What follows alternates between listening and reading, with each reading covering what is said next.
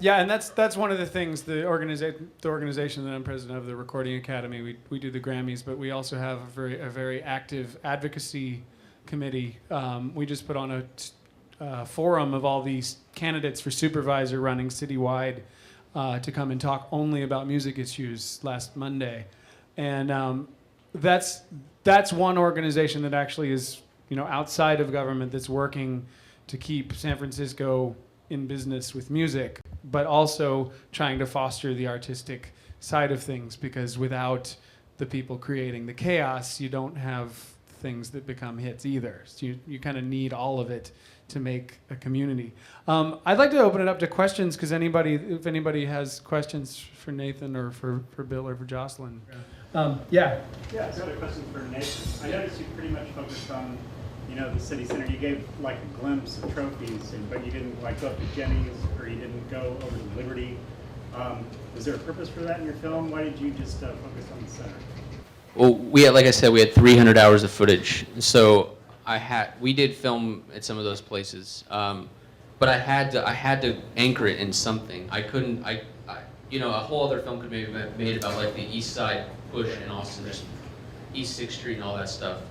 But I had to localize it in downtown in Red River. And I couldn't really deal with like what Bill's talking about, like the warehouse spaces and all. I mean, I could have, but like I really wanted to like drive home the message. And then by the same token, I couldn't really go into Austin's history, like the Stevie Ray Vaughan era. We just kind of like nod our hat to it and then move on.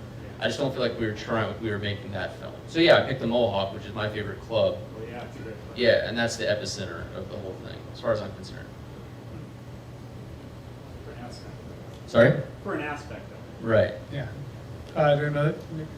I have a question. Love the film. I imagine that you did this essentially, like you said, you kind of bootstrapped the whole film together. There's some amazing shots, and I don't know if you want to talk about how you captured some of those shots without a big budget. Yeah, I'd like to know how you did that Dana Falconberry sequence, because that was like some sound acrobatics going between. That was a pretty amazing sequence. Like. Yeah, that was just like film gods were looking at us. I don't know, it was really strange. Well, I mean, they were in tune. Well, no, that's testament to Dana and her skills. I mean, she was just like spot on. Like we basically said, you want to go record out by the river, and she sat there and just nailed it. And while she was singing, there was like birds flying around her. It's like a cartoon. It was like CG or something. I don't know if you painted those in. And then we followed her later that night and filmed her playing at the club. I mean, that's a testament to her. That's not us. We just saw that they could cut together. Yeah. And then as far as like the train stuff, we happened to be filming those guys recording the sounds of the construction, and then the train comes by, and on a totally different day, we're recording Carrie from Bel Air delivering the blueprints to her job, and the train comes in the background.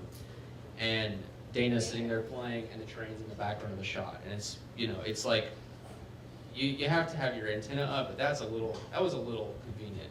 Well, it also seemed to be a nice historic thread, because, I mean, the train being what it is to Austin and what it was to America, and it kind of like brings a lot through the film, and what you're losing and what you're, what's kind of also making, like even these old things are loud and disruptive of our regular society. I think that was a kind of a cool. Yeah, and it says building America on the side. I mean, what does it mean to build America? There's all this stuff, that food for thought, that we just kind of like give you bit by bit. Yeah, that was really cool. Do you have any other questions out there?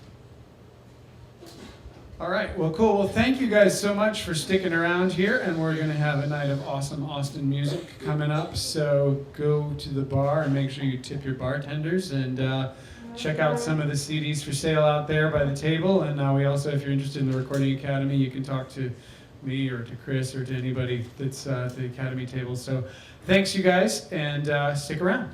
Thank you. We also want to thank Cafe du Nord for putting this whole evening on.